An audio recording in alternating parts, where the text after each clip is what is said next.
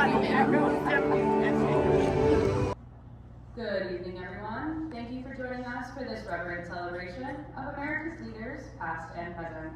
Now, Walt Disney World Resort is proud to present the Hall of Presidents.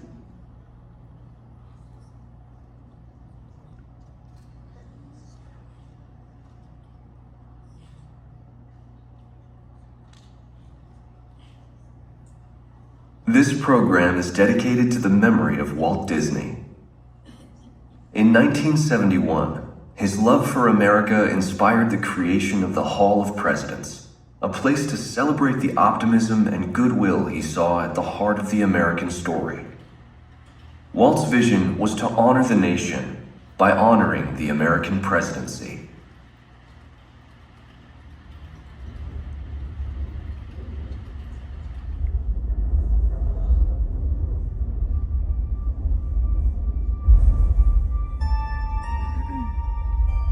It is 1783, and the smoke is clearing in the wake of the Revolutionary War. Over the course of 8 grinding years, General George Washington has led a force of shopkeepers, farmers, and Native American allies to victory over the greatest military power in the world. A new nation has been born, independent and free. The founders must form a national government. In 1787, through months of passionate debate, they create a written constitution. For the country's highest office, they imagine something new in the history of the world.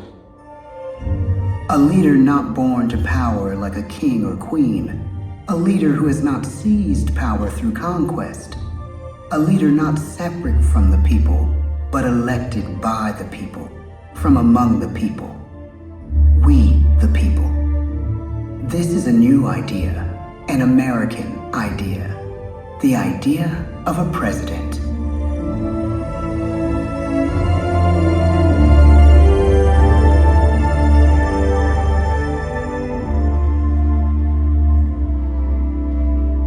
The people don't know exactly what a president will be, but there is little doubt who it will be.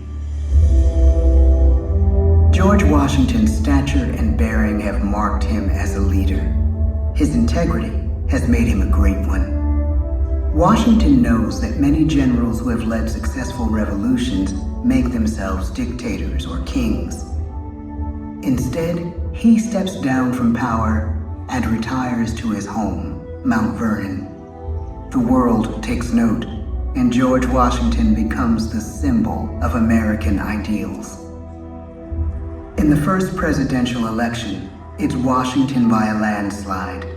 The only doubt seems to be his own. He writes, "Integrity and firmness is all I can promise. Integrity and firmness is exactly what we need." Everything he does as president will set a model for his successors. His final act may be the most important of all. After 2 terms, with no term limit in the Constitution and amid overwhelming support to stay in office, he steps down once again and hands power back to the people. He wants us to speak, to elect a new president. During the early years of the Republic, we choose leaders as different as Thomas Jefferson, John Adams, and Andrew Jackson. Elections are often bitter. Each president stands at that fiery intersection where personal character meets the challenges of the times. Some call the presidency a glorious burden. Jefferson calls it a splendid misery. We, the people, must choose well. We elect 15 presidents before the course of history brings us to the edge of a crisis like no other. A nation born of freedom still permits slavery. As the country pushes west, will new states be slave or free? The question produces bitter conflict.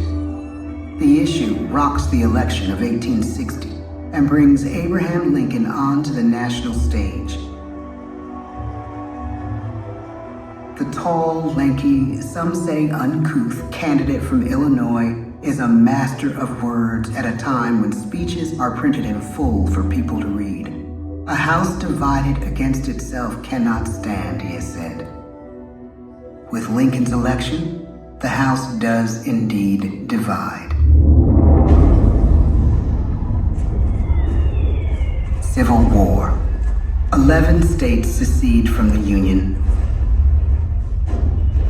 The war becomes a defining passage in the American story.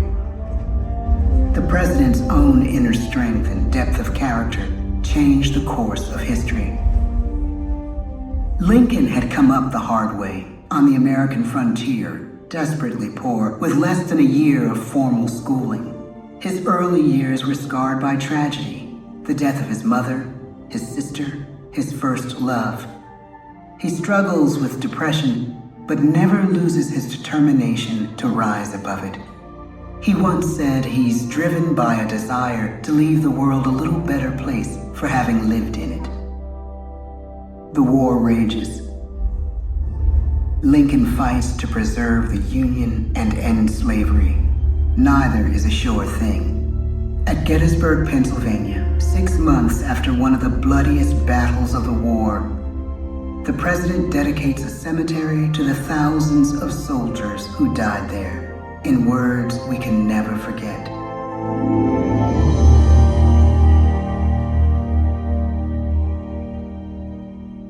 "Fourscore-and-7 years ago, our fathers brought forth on this continent a new nation, conceived in liberty and dedicated to the proposition that all men are created equal.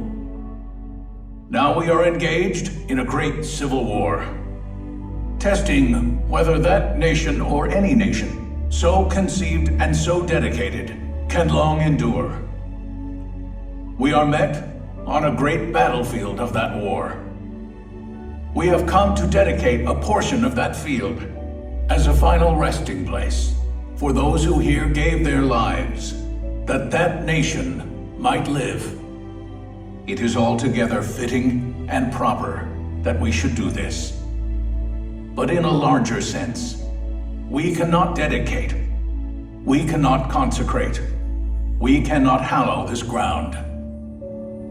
The brave men, living and dead, who struggled here, have consecrated it far above our poor power to add or detract. The world will little note, nor long remember what we say here, but it can never forget what they did here. It is for us, the living, rather, to be dedicated here to the unfinished work which they who fought here have thus far so nobly advanced. It is rather for us to be here dedicated to the great task remaining before us, that from these honored dead we take increased devotion to that cause for which they gave the last full measure of devotion. That we here highly resolve that these dead shall not have died in vain, that this nation, under God, shall have a new birth of freedom, and the government of the people, by the people, for the people, shall not perish from the earth. The blood of over 500,000 Americans is spilled in the Civil War. President Lincoln's enduring hope is to give true meaning to the sacrifices of so many, to lead us to that new birth of freedom. With the end of the war and the end of slavery, a new birth truly begins. As we roll toward the 20th century, settlers roll west on wagon wheels and railroads connect the nation coast to coast. Millions of immigrants pour in from Europe and Asia. Population doubles. Our economy triples. Our standing among nations rises. We need presidents who can lead both at home and abroad. At the same time, a young Theodore Roosevelt is retreating from New York politics and personal tragedy. The death of his wife and his mother on the same day in the same house. In the Badlands of North Dakota, he rethinks his life and the life of his country. he returns stronger in body and spirit. His renewed energy is just what his country needs.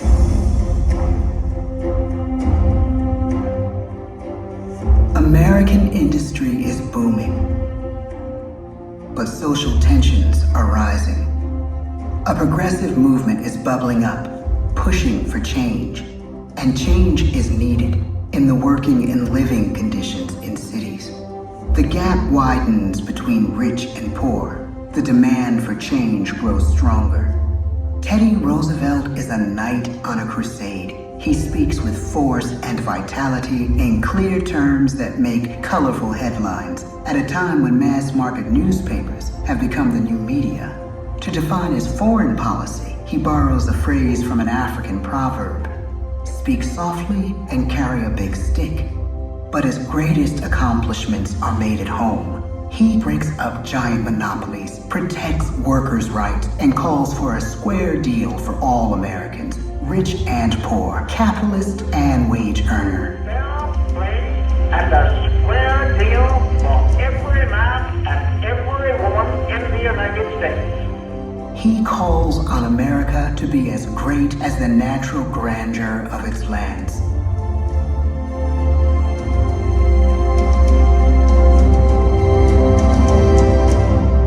Keep your eyes on the stars and your feet on the ground, he tells us. And we do.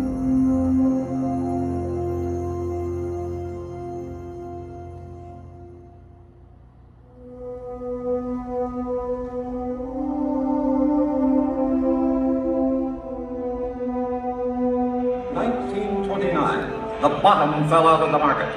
12 million unemployed. The bread lines and the soup. The results of the 1932 election now appear. When we elect our 32nd president, it is the worst of times. The course of history and the course of one president's life again shape a turning point in our national destiny. Franklin D. Roosevelt, paralyzed by polio, knows how to restore the faith of a people paralyzed by the Great Depression. I believe in practical explanation and in practical policy. He has found the inner strength his countrymen now need. He speaks to us like a friend, a neighbor. His optimism is contagious, his voice perfect for the latest breakthrough medium, radio. He calls us to believe we have nothing to fear but fear itself. And we do believe. Tonight's attacks on England are perhaps the most widespread of the war in the course of the day. But an even greater challenge dominates his final years in office: the Second World War.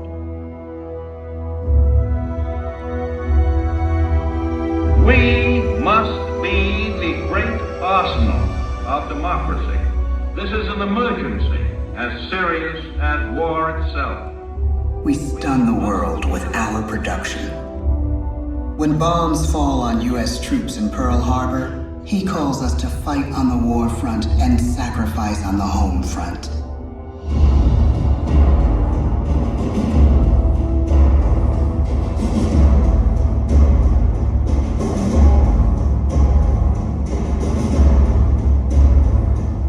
The harder the sacrifice, the more glorious the triumph.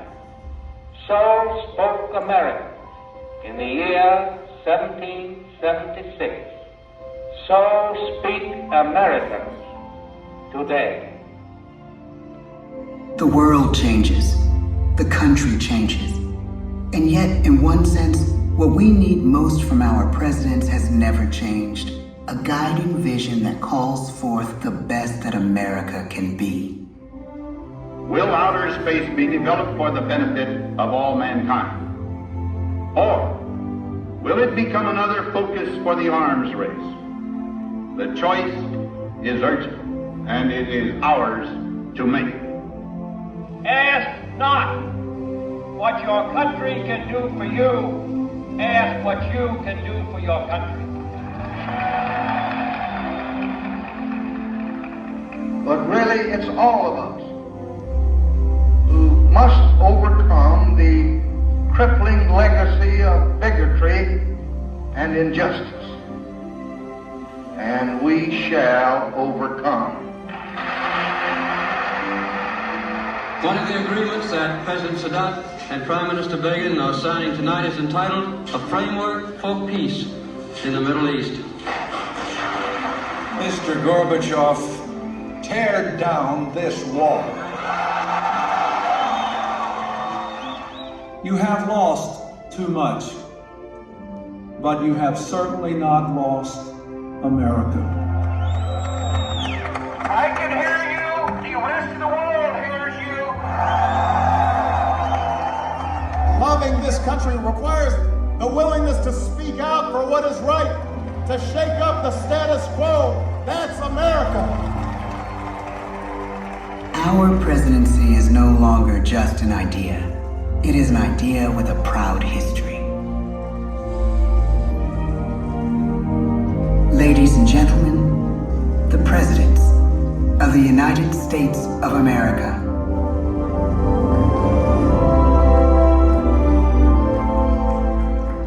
George Washington, John Adams, Thomas Jefferson, James Madison, James Monroe, John Quincy Adams, Andrew Jackson, Martin Van Buren, William Henry Harrison, John Tyler, James K. Polk, Zachary Taylor, Millard Fillmore, Franklin Pierce, James Buchanan, Abraham Lincoln, Andrew Johnson, Ulysses S. Grant, Rutherford B. Hayes, James A. Garfield, Chester A. Arthur, Grover Cleveland, Benjamin Harrison, William McKinley, Theodore Roosevelt, William Howard Taft, Woodrow Wilson, Warren G. Harding, Calvin Coolidge, Herbert Hoover, Franklin D. Roosevelt, Harry S. Truman, Dwight D. Eisenhower, John F. Kennedy, Lyndon B. Johnson, Richard M. Nixon, Gerald R. Ford, Jimmy Carter, Ronald Reagan, George Bush, Bill Clinton, George W. Bush, Barack Obama, Joe Biden.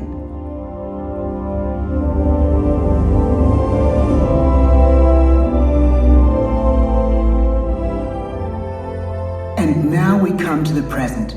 Once again, we place our trust in the idea of a president, as we have from the beginning. My fellow citizens, no event could have filled me with greater anxieties than that notification on the 14th day of April, 1789, that you had selected me to lead our nation. But it was with the confidence of my fellow citizens that I took an oath. 35 simple words that have been repeated by every American president throughout history. I, Donald John Trump, do solemnly swear that I will faithfully execute the office of President of the United States and will, to the best of my ability, preserve, protect, and defend the Constitution of the United States. So help me God. The presidency of the United States is a role unique in the world, an office entrusted to each president by us, we the people. Therein lies the genius of that new idea, now over 200 years old. A new idea our presidents have turned into a great American idea again and again.